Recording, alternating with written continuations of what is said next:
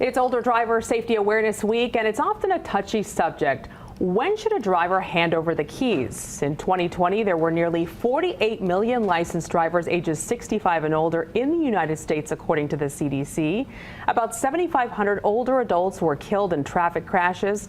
Almost 200,000 were treated in emergency departments. With our growing aging population, there's a renewed effort to make sure older drivers are safe. This car has all the bells and whistles on it. 86-year-old Gail Morrison has been driving since her early teens. I have a disabled husband who's legally blind, and I have to take him to all of his appointments.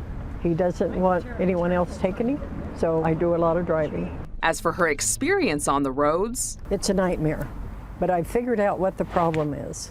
People come here, this is the play center of the world. People come here from all over the world, and so they bring their own driving patterns. Morrison is among 48 million licensed drivers over 65 in the U.S. Although she can still drive, she does notice some changes. The reflexes have definitely diminished, but apparently they're good enough that I do not find a problem. I mean, I can stop on a dime. She relies on a driving evaluation to make sure she's in the clear. They have years and years of experience, which makes them at times better, but the physical disabilities of vision or physical dysfunction or cognition can impair those skills that they have built up all those years. Debbie Hansen is a certified driving rehab specialist and provides driving evaluations. She says although the older drivers make up 20% of Nevada's total crash deaths, the population is more vulnerable. It's the younger driver that has more at-fault fatalities.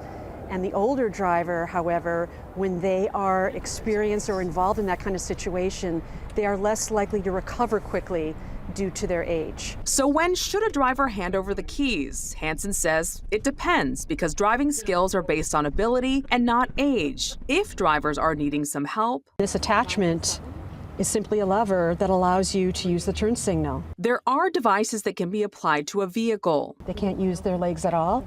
No problem. We can drive with hand controls.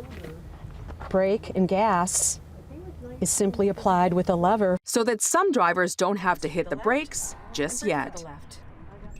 A driving evaluation can cost a couple $100s, but Hansen does offer a sliding fee discount. If you have concerns about a loved one's driving ability, you can file a report with the DMV.